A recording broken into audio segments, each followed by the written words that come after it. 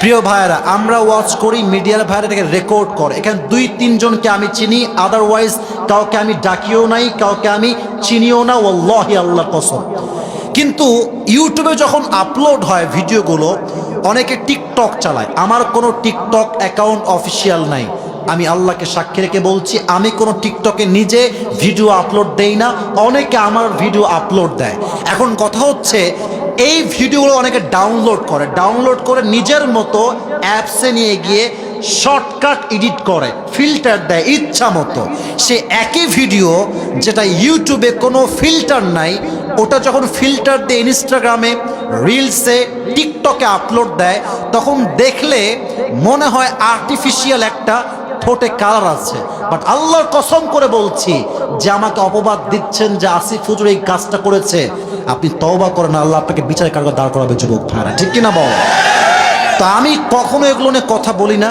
সময় টিভির সাক্ষাৎ ছিল প্রায় 1 বছর আগের কথা বলছি, আমাকে একদম সরাসরি বলছে, হুজুর আপনাদের বিষয়ে বক্তব্য কি আপনি বলেন, অমুক অমুক হুজুর আপনাকে নিয়ে কথাগুলো বলেছে। তা আমি অবাক হলাম যে হুজুরগুলো বলেছে তারাও মিডিয়ায় কাজ করে। বাট সমস্যা কোথায়? আমাদের দেশের সমস্যা হচ্ছে, একজন হুজুরকে যখন হাজার হাজার যুবকরা ভালোবাসতে শুরু করে, তখন ওই হুজুরটা সবার কাছে প্রিয় হলেও হুজুরদের কাছে সে অপ্রিয় হয়ে যায়।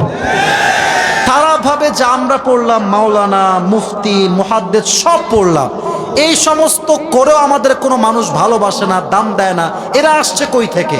আমার উত্তর এখানে একটা কথা, ভাই আমিও আপনাকে ভালোবাসি, আল্লাহও আপনাকে ভালোবাসেন, বাট আল্লাহ সবার জন্য সবার হৃদয়ে ভালোবাসা দেয় না যুবক ভাইয়েরা।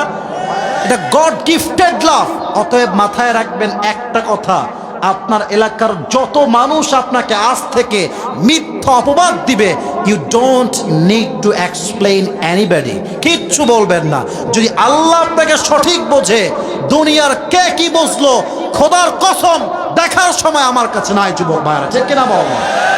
নিজে ভালো তো দেশ ভালো, নিজে ভালো তো সমাজ ভালো, নিজে ভালো তো পরিবার ভালো, ঠিক কিনা বলেন? আয়েশার সবর তাকে কোরআনের মাঝে সম্মান দিয়েছে, তাকে নিষ্কুলুষ করেছে, তার সমস্ত দাগকে আল্লাহ নিজেই তার আয়াত দ্বারা মুক্ত করে দিয়েছে। সুবহানাল্লাহ পড়বেন না আপনারা?